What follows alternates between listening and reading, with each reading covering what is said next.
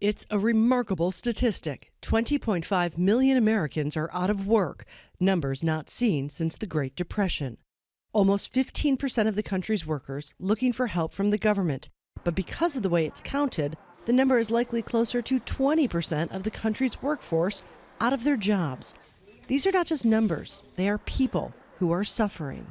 Not having the financial income, and obviously makes things troublesome with student loans and mortgage and all sorts of bills. So trying to fight through that is, making it tough right now. And the number is likely higher because of old filing systems. Many people have yet to be able to file for unemployment. Dana Simone has been trying for 2 months. I ran out of patience with that. I'm still one of millions. I do understand that, but it's ridiculous. Some politicians are anxious to reopen the economy, like Iowa's governor, trying to force people back to work. If you're an employer and you offer to bring your employee back to work and they decide not to, that's a voluntary, what's the word I'm looking for? Pardon? Oh, quit. Okay, a voluntary. See, we don't have it happen very often. It's a voluntary quit, and so therefore they would not be eligible for the unemployment money. And the U.S. president is promising a quick rebound as well.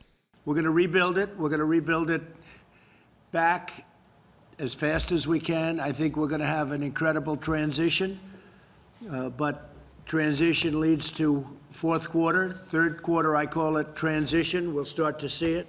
It's already happening. But economists are doubtful, saying it could take years to get the economy back to where it was, and it will be much longer for the unemployed workers. From previous research, like research from the Great Depression or Great Recession, that workers who lose their job during a downturn take a long time to get back to a high quality job. So in the Great Recession, it was a lot of young workers. Young workers took about 10 years to get back to their previous level of earnings. All of this could have a big impact on one job in particular, his. If the numbers stay this way in November, I think he will lose. No president has ever been reelected with numbers like this. I mean, they weren't nearly this bad when the first President Bush was defeated for re-election in 1992, or when Jimmy Carter was defeated for re-election in 1980. A fight for his political survival. For many of the 20+ million Americans out of work, a daily struggle to stay financially afloat. Patty Culhane, Al Jazeera.